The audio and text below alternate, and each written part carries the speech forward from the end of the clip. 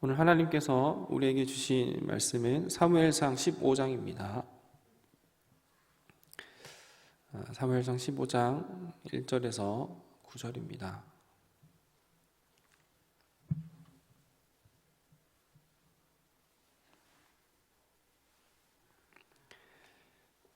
사무엘상 15장 1절에서 9절의 말씀을 우리 함께 한 절씩 교독하도록 하겠습니다.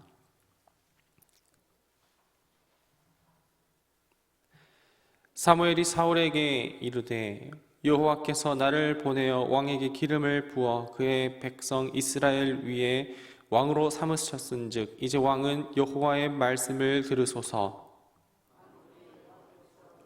말씀하시기를 아말렉이 이스라엘에게 행하는 애굽에서 나올 때 길에서 대적한 일로 내가 그들을 벌하노니 지금 가서 아말렉을 쳐서 그들의 모든 소유를 남기지 말고 진멸하되 남녀와 소아와 젖먹는 아이와 우양과 낙타와 나귀를 죽이라 하셨나이다 하니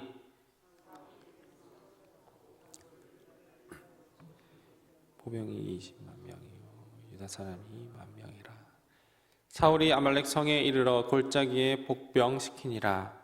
사울이 겐 사람에게 이르되 아말렉 사람 중에서 떠나가라.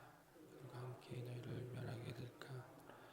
이스라엘 모든 자손이 애굽에서 올라올 때 너희가 그들을 상대하였느니라. 이에 겐 사람이 아말렉 사람 중에서 사울이 하윌라에서부터 애굽 앞 술에 이르기까지 아말렉 사람을 치고 아말렉 사람의 왕 아각을 사로잡고 갈랄로 그의 모든 백성. 함께 읽겠습니다. 사울과 백성이 아각과 그의 양과 소의 가장 좋은 것 또는 기름진 것과 어린 양과 모든 좋은 것을 남기고 진멸하기를 즐겨하지 아니하고 가치 없고 하찮은 것은 진멸하니라. 아멘. 혹시 여러분들 중에서는 버려야 할 것을 버리지 못하다가 곤욕을 치른 적이 없으신가 여쭤보게 됩니다. 저는 아직 그런 거를 경험해 보진 못했지만 제가 이제 같이 교역자실에서나 같이 지내는 그 동료 사역자들 혹은 선후배 목사님들 친구들과 이렇게 이야기를 나누게 되다 보면 결혼했을 때는 반드시 전 여자에 대한 흔적을 반드시 지워라 라고 이렇게 하는 그 얘기를 들어본 적이 있습니다. 아무리 열심히 결혼한 이후에 이전에 있었던 교제했었던 그 여자와의 그런 어떤 추억들, 예를 들어서 편지, 사진과 같은 것 다 버렸다라고 생각을 하지만 때로는 책과 책 사이에 꽂혀 있는 편지, 이게 뭐야? 라고 물었을 때 그거는 말이야 라고 하면서 이렇게 변명을 해야 하는 그런 곤욕스러움을 겪었을 때 그 일은 정말로 힘든 일이니 그런 실마리를 남기지 않도록 다 버려라 라고 하는 그런 얘기를 자기들의 경험담을 통하여서 듣게 되었습니다. 오늘 이스라엘은 전쟁을 하게 되는데요, 그 전쟁 가운데에 반드시 버려야 하는 것들이 있었습니다. 그러나 그것을 버리지 않는 그런 모습을 보게 되는데요, 그것이 어떠한 심리인지, 그리고 오늘 이 말씀이 우리 가운데 어떠한 교훈을 주는지 함께 말씀을 통하여서 은혜를 받고자 합니다. 오늘 본문은 이스라엘과 아말렉의 전투 중에서 발생한 이야기를 담고 있습니다. 과거에는 그 인류의 역사들 가운데 수많은 전쟁들이 있게 되지요.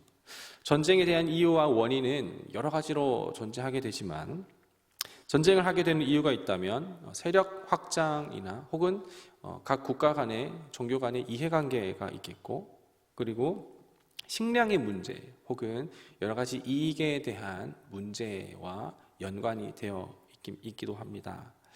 그래서 그런 전쟁을 하게 되면 전쟁을 승리하게 될 때에 나름대로 얻게 되는 것들이 있는데 그것이 인력이 될 수도 있겠고 영토가 될 수도 있겠고 혹은 전리품이 있을 수도 있겠지요. 그러나 전쟁을 하게 되면 이제 손실도 있지만 이기게 됐을 때는 확실하게 얻게 되는 것이 참 많다라는 것입니다. 그러나 오늘 본문에서 하나님께서는 이스라엘이 아말렉과의 전투를 하게 될 때 그들을 모두 다 진멸하라고 하나님께서 말씀을 하십니다. 이번 전투의 목적은 상대가 갖고 있는 것을 빼앗거나 그래서 재물을 이제 늘리고 세력을 확장하고 진영을 넓히는 데에 목적이 있지 않았습니다. 무엇인가를 습득해내고 얻어내는 전투가 아니라 오히려 아말렉이라는 존재 자체를 멸절해버리는, 진멸해버리는 것, 그것이 이번 전투의 목적이었죠. 출애굽기 17장을 보면 이스라엘이 출애굽한 이후에 애굽에서부터 나오면서 광야를 지나는 중에 아말렉 족속을 만나서 아말렉과 전투를 하는 그런 과정이 나오게 됩니다.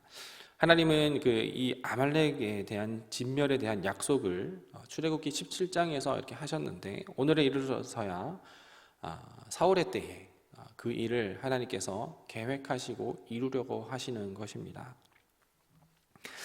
개인이나 그 어떤 집단의 이익을 위한 전쟁이 아니라 오로지 하나님의 명령에 따른 하나님을 의한 그런 전쟁이기 때문에 이것은 인간의 전쟁이 아닌 거룩한 전쟁이라고 우리가 성경 가운데에서 이해할 수가 있습니다.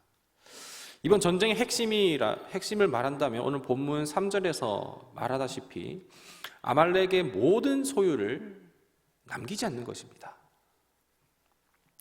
남녀와 소아와 젖 먹는 아이와 우양과 낙타와 나귀 등 하나님께서는 모두 다 죽이라고 말씀을 하셨습니다. 그것이 이번 전쟁의 목적인 것이죠. 그랬을 때에 사울이 아주 크게 잘못한 것이 있다면 하나님께서 목적하신 전쟁이 아니라 자신들이 좋게 여기는 방향의 전쟁을 했다라는 것입니다. 하나님의 전쟁임에도 불구하고 자신들의 전쟁으로 했다라는 것입니다. 사울을 비롯한 이스라엘 군대가 잘못한 것은 9절과 10절에서 분명하게 나오고 있는데 좋게 보이는 모든 것들을 전부 다 남겨가지고 바리바리 챙겨서 갖고 온다라는 것입니다. 왜냐하면 그것이 자기들에게 더 유익이 된다고 생각했기 때문입니다. 이것은 하나님의 전쟁, 거룩한 전쟁을 어쩌면 이스라엘이라는 한 국가의 전쟁으로 전락시키게 되어버린 것입니다. 하나님께서 바라시는 뜻이 아닌 이스라엘의 뜻에 따른 전쟁이었다는 것입니다. 결과론적으로는 어떻게 되었느냐? 이들이 이스라엘이 이제 아말렉을 이긴 것, 그것은 맞지만 그 과정 가운데에서 하나님의 목적과 하나님의 의도와 하나님의 뜻은 배제된 것을 보게 되는 것이죠. 우리가 신앙생활을 하면서 쉽게 빠지는 그런 잘못이 있다면, 그런 위험이 있다면 결과가 좋으면 다 된다라는 것입니다. 이기면 된다라는 것이고 해결이 되면 된다라는 것입니다. 좋은 게 좋다라는 것입니다.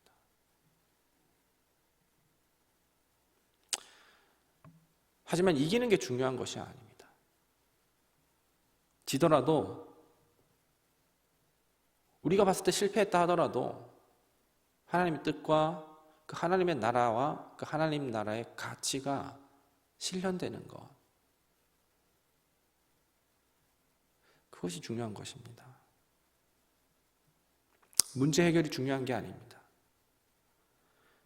그 문제 해결 과정 가운데에서 하나님의 일하심과 하나님의 역사하심과 하나님의 뜻이 무엇인지를 찾고 발견하는 게 중요한 것이지 당장 눈앞에 있는 문제를 없애버리는 게 중요한 게 아니라는 것입니다. 좋은 게 아니라 하나님의 방법이 좋은 것입니다. 사울이 이렇게 진멸하지 않고 좋은 것을 남겨서 돌아오게 되었을 때 이러한 것들은 이스라엘을 더욱더 윤택하게 하고 이스라엘을 더욱더 부유하게 하고 이스라엘이 좀 더 살림살이가 나아지게끔 하는 줄로 알았겠지만 이렇게 가까운 것들은 그들로 하여금 더욱더 영적으로 타락하고 부패하게 만들었습니다. 그리고 심령이 더욱더 영적으로 메마르고 가난하게 되는 것이었습니다. 우리는 때때로 우리가 보기에 좋은 것은 좋게 여기고 우리가 보기에 나쁜 것은 나쁘게 여깁니다. 그러나 그것은 우리의 시선과 우리의 입장이지 하나님의 그 경륜, 하나님의 일하심과 하나님의 섭리 가운데에서는 그 하나님의 뜻과 하나님의 목적이 아닐 수도 있다는 것을 우리는 늘 자각하고 우리 마음을 들여다보는 것보다도 하나님의 마음을 무엇인지를 확인해야 되는 것입니다.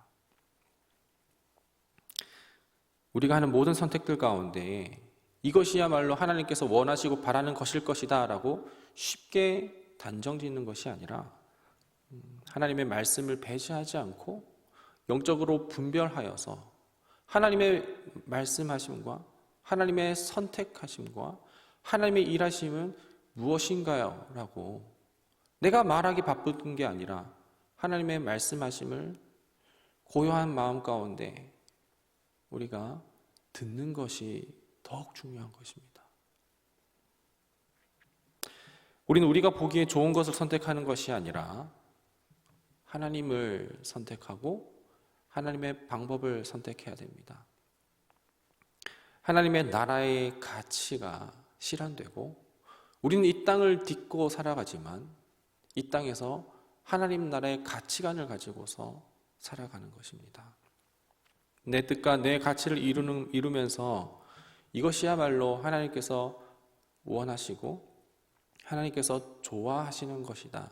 내가 좋으니 하나님께서 좋아하실 것이다 라고 그렇게 쉽게 단정짓는 것이 아니라 하나님의 마음과 하나님의 뜻과 하나님의 계획과 하나님의 의가 무엇인지를 우리가 말씀 가운데 그리고 성경 가운데 기도 가운데 예배 가운데 우리에게 주시는 것을 받으며 또한 우리 마음 가운데 있는 것은 다 내려놓고 흘려보내며 내 모습이 나의 모습이 아니라 하나님의 모습으로 채워질 수 있도록 우리가 겸허하게 하나님의 마음을 구하는 것, 그것이 오늘 우리가 하루를 살아가며 우리의 기도 제목이 되어야 할 것입니다.